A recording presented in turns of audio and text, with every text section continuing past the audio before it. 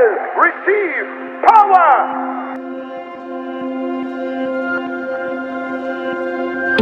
To the disciples, and I will pray the Father, and He will give you another helper, namely the Holy Spirit, that He, the Holy Spirit, may abide with you forever.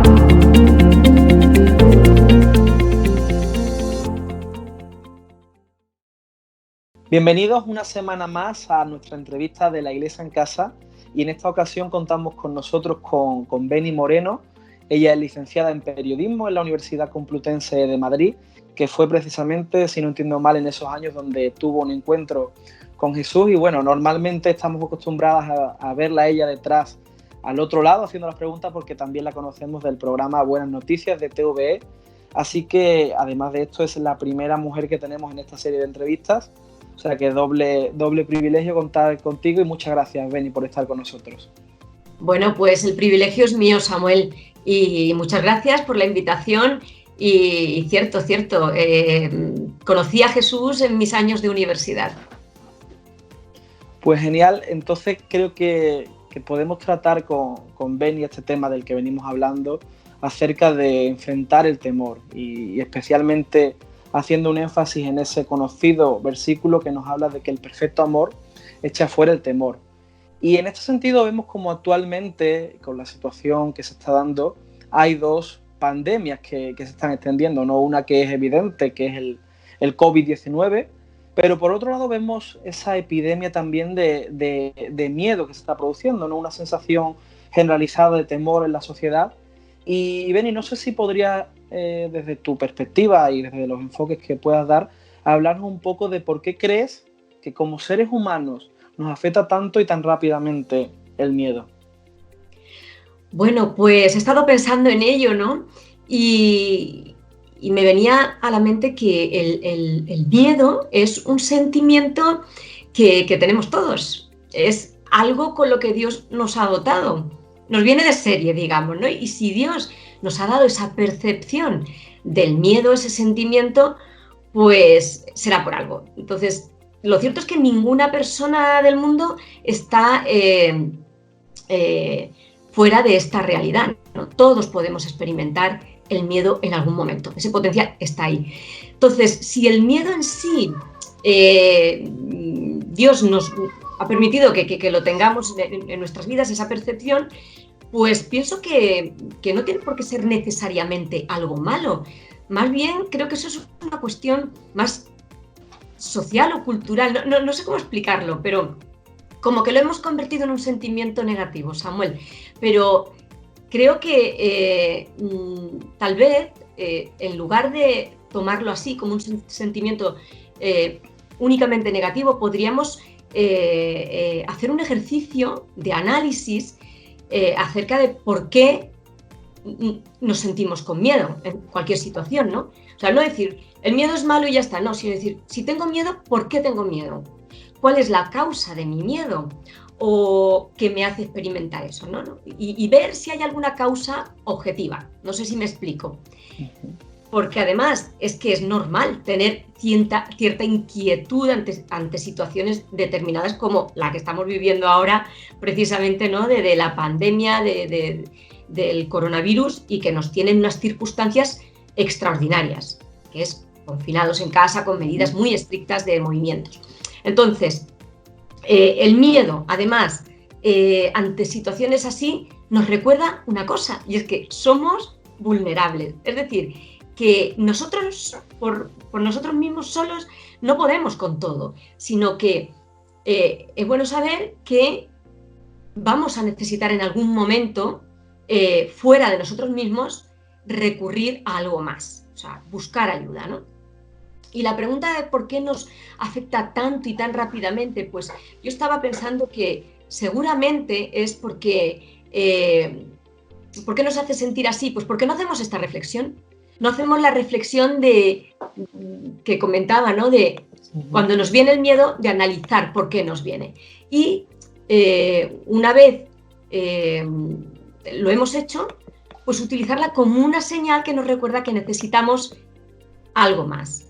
¿Qué es lo que necesitamos? Necesitamos, como cristianos sabemos que tenemos al Señor, que es nuestro refugio, que es nuestra fortaleza y que tenemos que acudir a Él, ¿no? Y entonces, bueno, pues el miedo es una señal, y es una señal que nos permite dirigirnos bien o dirigirnos mal. Yo creo que aquí estamos para decir el sitio oportuno, el sitio adecuado es acudir al Señor, ¿no? Entonces, bueno, pues que no es tan malo.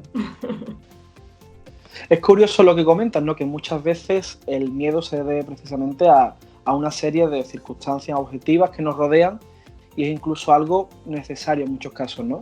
Nosotros hablábamos en el podcast que hemos desarrollado anteriormente de una anécdota que contaba Hitchcock, el director, el genial director y uno de los principales exponentes del cine de terror, que para él la clave de crear el miedo en la gente desde su enfoque del cine y las películas que él hacía consistía en no revelar todo, es decir, no mostrar toda la realidad de lo que estaba sucediendo, sino dejar que fuese nuestra imaginación la que generase las situaciones y que por tanto produjera ese temor a raíz de una situación que podíamos llegar a imaginar pero que no deja de ser algo hipotético. ¿Crees que muchas veces el miedo que podemos sentir se debe más a lo que con nuestras mentes podemos construir que a una realidad objetiva, que a unos datos objetivos? Pues la verdad es que el tema que estás planteando es súper interesante y nos reta, porque el tema de la mente es muy importante y de hecho la Biblia lo menciona en varias ocasiones, ¿no? Esto me recuerda una anécdota que durante estos días, un familiar cercano, hablando por teléfono, me decía: a mí me parece que esto que nos están contando no es del todo, no es todo lo que hay. Hay detrás hay algo más, hay algo gordo, algo que no nos quieren contar, que nos han soltado por ahí. Pues como imaginaréis, pues esta persona, que además era y es de alto riesgo, este familiar estaba bastante asustado, ¿no? En fin, la realidad en nuestra mente puede alcanzar parámetros inimaginables. Es efectivamente la distorsión de la realidad es algo que hacemos muy a menudo, porque la mente nos juega pasadas, ¿verdad? Y lo que tenemos que tener cuidado. Tanto, por un lado, lo que sería la falta de información, y mucho cuidado con la información que nos llega que no sabemos de dónde llega, lo que estamos llamando fake news, las informaciones falsas, los bulos, esas informaciones que nos llegan por el WhatsApp y que quién sabe quién la ha escrito, ¿no? Mucho cuidado con eso. Tanto la falta de información fiable como la sobreexposición a la información, es decir, estar todo el día constantemente metido en el monotema, en sus 1000 distintas vertientes, pues pueden distorsionar la realidad en nuestra mente, porque perdemos la objetividad. Entonces, es muy importante encontrar el equilibrio para poder enterarnos de las cosas que son importantes, evidentemente, y que necesitamos saber, pero no empacharnos de información innecesaria. Y para eso hay que tomar decisiones, hay que poner límites y hay que decir, bueno, que hasta dónde tengo que saber y hasta dónde no. ¿Esto es fiable o no? ¿Por qué? Porque todo lo que entra en nuestra mente nos va a afectar. Y como dice la Biblia, tenemos que cuidar nuestros pensamientos y redirigirlos. ¿Y hacia dónde tenemos que dirigirlos cuando se están cuando están perdiendo el control, por decirlo así, ¿no? Porque además eso lo notamos, porque notamos que entramos en una preocupación que no es normal. Bueno, pues dice la Biblia que con los pensamientos lo que tenemos que hacer es dirigirlos de forma obediente a Cristo. Y ahí pues encontraremos el consuelo, encontraremos las promesas y encontraremos también la verdad. Así que sí, Samuel, el miedo, como decía, lo podemos potenciar nosotros con los pensamientos que dejamos que aniden ahí en nuestra cabeza y que pongan huevecillos, y esto hay que evitarlo, ¿no? Hay que evitarlo porque como creyentes sabemos que tenemos la mente de Cristo que nos permite pensar diferente y no tenemos por qué dejar que se distorsione y que llegue a unos parámetros pues, que nos van a afectar de forma negativa. Así que podemos pedir al Señor que nos ayude a hacerlo. En este sentido, había al principio algo que decías que me pareció muy interesante, que es que el miedo es algo que también Dios pone en el ser humano, ¿no? Entonces podríamos hablar de que por un lado hay un miedo saludable, que podemos decir, que es un miedo que nos hace ser prudentes, conscientes de la realidad, el miedo que nos hace conducir con cuidado, por ejemplo, ¿no? Claro. Y un miedo que quizás sí es más tóxico, un miedo que nos esclaviza. ¿Cómo podemos diferenciar esos dos miedos? ¿Cómo Satanás se encarga de utilizar precisamente ese segundo de los miedos para atarnos, para esclavizarnos? Bueno, tú lo has dicho muy bien, ¿no? El lado positivo o bueno del sentimiento de miedo es la protección. Es la protección, nos frena ante exposiciones que serían negativas, dolorosas, en un sentido innecesario. A veces el dolor es necesario, pero a veces no. Y nos advierte, ¿no? Es una señal de peligro. ¿Cuándo se convierte el miedo en algo tóxico? Pues yo diría, hombre, esto es muy para los profesionales, ¿no?, de la psicología, pero bueno, me he documentado y diría que cuando produce efectos dañinos en nosotros, ¿no? Por ejemplo, la ansiedad. La ansiedad es un síntoma de ya un miedo tóxico. ¿Qué es la ansiedad? Pues dicen los psicólogos que es un miedo descontrolado y que la ansiedad es creer falsamente que si te preocupas puedes cambiar tú las cosas, pero esto es una mentira. Nosotros no vamos a cambiar nada. Y precisamente es esta situación en la que sabemos que las cosas no están en nuestras manos, ¿no? Que no hay nada que podamos hacer. Entonces es cuando hay que calmarse y tomar decisiones prácticas que nos eviten llegar a este punto. Por ejemplo, en estos días nos han llegado pues muchas ideas de cómo invertir el tiempo en formas pues que antes no podíamos, como aprovechar para leer ese libro, para hacer esa limpieza en casa, para pasar, por supuesto, tiempo en familia y, cómo no, intimidad con Dios, ¿no? Porque nuestro tiempo con el Señor es lo más valioso que tenemos. La verdadera paz viene de Él, el refugio viene de Él. Así que esta sería un poco la cosa, pero bueno, a veces también hace falta pues una ayuda externa, porque a veces las personas pues no pueden, ¿no? No tienen recursos suficientes para, y en ese caso pues hay que pedir la ayuda, aunque ahora no podamos ir físicamente al médico o al psicólogo, pues hay vías diferentes, o pedir ayuda a los cristianos los unos a los otros también, ¿no? No nos quedemos con que no puedo, o con que yo solo, ¿no? Por ejemplo, el Señor Jesús dijo: no se turbe vuestro corazón ni tenga miedo, en el Evangelio de Juan. Tenemos que creerle a Él, tenemos que enfocarnos en Él, porque si no nos enfocamos en Jesús, nos vamos a enfocar en otras cosas, en otras voces. Y ahí es donde, como tú me decías en la pregunta, el enemigo, Satanás, aprovecha. Y claro que sí, sabemos que Satanás está ahí pendiente como un león rugiente, viendo a ver en qué momento nos pilla desprevenidos para echar el zarpazo, ¿no? Y nosotros es por eso muy importante que nos aferremos a las promesas de Dios, porque la Biblia dice que es mayor el que está con nosotros que el que está contra nosotros. Entonces tenemos que, volviendo también a lo de antes, la mente llevando nuestros pensamientos cautivos a Cristo, llenarla de las promesas de Dios, para que el enemigo no aproveche esas bajadas de guardia para meter mentiras que pueden ser luego, pues, según la persona, ¿no?, pues pueden ser más dañinas o no. Muy interesante. Y Beni, por continuar un poco desde esta perspectiva espiritual, es curioso que bueno, la Biblia en diferentes puntos nos anima a ser valientes, esforzados, a no desanimarnos, pero cuando contrapone el temor frente a algo es el perfecto amor, ¿no? Cuando dice el perfecto amor echa fuera el temor. Queremos decir que el perfecto amor es casi como la kriptonita del temor, ¿no? Lo que causa que el temor desaparezca.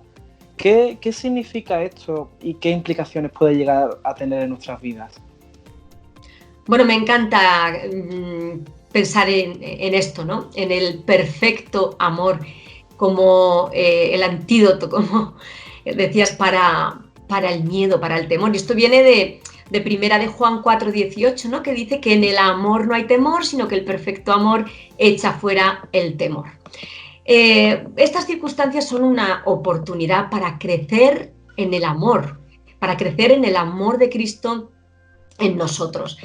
Fíjate que el amor es algo tan fuerte, tan fuerte, que dice la Biblia que es el efecto que produce en nosotros es tan fuerte como la muerte. Y esto es algo que nos descoloca, ¿no? De repente dices, ostras, el amor es tan fuerte como la muerte. ¿Qué quiere decir esto? Pues yo creo que lo que nos está diciendo es que la muerte produce un efecto que nos descoloca, más hacia el dolor, pero el amor produce un efecto que también nos sacude, pero sanador. Y aunque es difícil de explicar, pero hemos experimentado pues, unos padres que nos han amado, o un cónyuge que en un momento difícil te ha ayudado a ir adelante. Conocemos el amor los unos con los otros, y es un sentimiento poderoso. Cuando alguien te ama incondicionalmente, hay sanidad y algo cambia. Pues el versículo matiza algo muy interesante, ¿no? Que es que el perfecto amor, si el amor de nuestros padres o de un esposo, una esposa, puede traer efectos de cambio en nuestras vidas para bien, imaginémonos el amor de Dios, que es perfecto. Es un amor que no tiene comparación y no es un sentimiento, es un hecho. El amor de Dios es un hecho que nos explica muy bien Juan, el evangelista Juan. Conocemos este versículo los cristianos muy bien y ojalá nuestros amigos lo conozcan muy bien, Juan 3:16, que el amor de Dios le ha llevado a entregar a su propio Hijo por amor a nosotros para limpiar nuestros pecados. O sea, que no es un sentimiento, el amor es un hecho. El perfecto es perfecto porque Dios lo ha hecho realidad en su Hijo Jesucristo. El amor vence porque el amor es seguridad. El amor es aceptación, es protección, es entrega incondicional. Por tanto, es ausencia de miedo, ¿no? Y ahí es donde le encuentro yo la explicación. Significa que Cristo ha vencido en la cruz a la muerte. Ha vencido el mismo miedo. Así que si lo creemos, pues lo podemos experimentar en nuestro día a día y eso es algo maravilloso. Sabemos que nada de lo que ocurre se le escapa a nuestro Padre Celestial, que no deja que ningún pelo de nuestra cabeza caiga sin que haya un propósito para ello. Así que tenemos que confiar en Él porque Él está al control y ser llenados de ese amor suyo. Ya lo creo. Muy, muy interesante y muy importante, ¿no? Que ese amor nos llene.